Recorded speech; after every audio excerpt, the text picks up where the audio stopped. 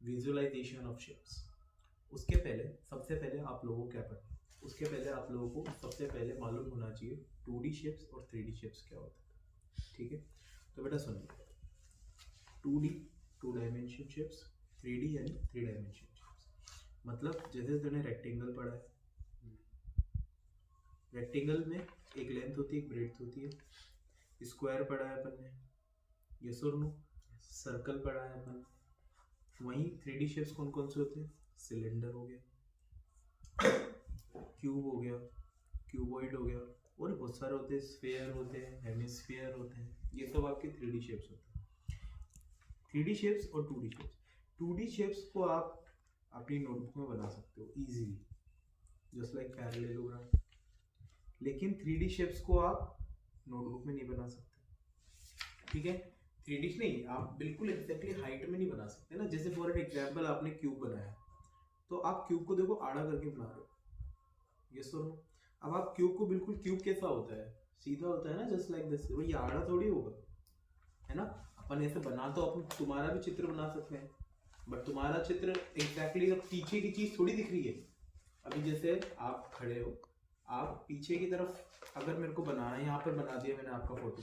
अब पीछे क्या हो रहा है, आपने पीछे क्या पहना हुआ है, पीछे क्या कौन सा कलर है आपकी टी शर्ट का, तो वो थोड़ी मालूम पड़ रहा है मेरे को, नहीं मालूम पड़ रहा ना।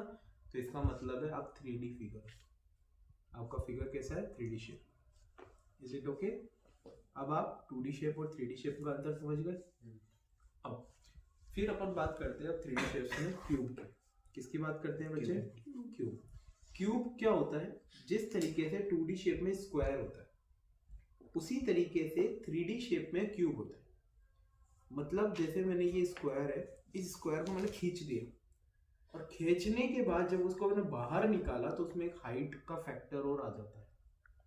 उसको जब वो बनता है तो वो बन जाता है अपना क्यूब। आप लोगों ने देखा होगा, रूबिक्स क्यूब देखे आप लोगों ने, बिल्कुल चौकोर, यानी कि जस्ट लाइक यू नो चौकोर डब्बा, है ना।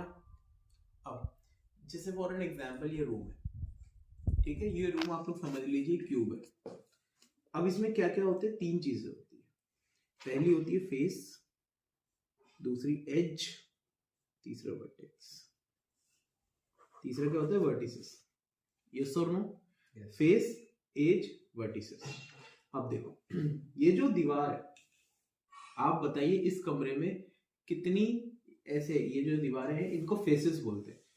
एक अपनी फ्लोर हो गया और एक अपनी छत हो गई, तो 4 तो ये हो गए और 2 ये ऊपर नीचे हो गए, तो कितने फेस हो गए बेटा? 6। एज क्या होती है, फेसेस का इंटरसेक्शन, यानी कि ये जो कॉर्नर में जो लाइन है ना, ये ऐसे कितनी लाइन से बताओ, 1 2 3 4 5 6 7 8 9 10 11, है ना।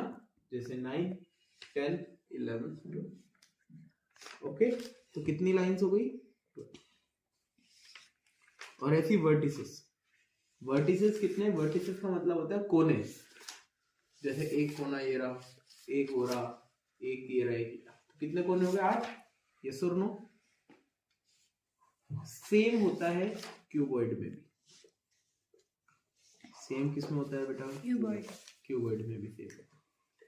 बात समझ में आ गई आप लोगों को? फेस, एज और वर्टेक्स, क्लियर।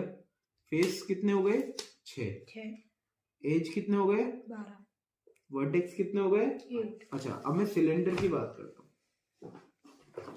ये सिलेंडर का शेप है, इसमें एक ऊपर वाला हो गया, एक नीचे वाला हो गया फेस, और एक ही बीच वाला कर्व्ड सरफेस वाला। तो कितने फेस हो गए इसमें? 3। समझ में आया? क्या इसमें वर्टेक्स है? वर्टेक्स यानी कोने नहीं है, कोने। यस और नो? बात समझ में आ रही है आप लोगों को? वर्टेक्स यानी कोने इसमें नहीं है। कोई दिक्कत? ठीक है, तो आज यहां तक, फिर कर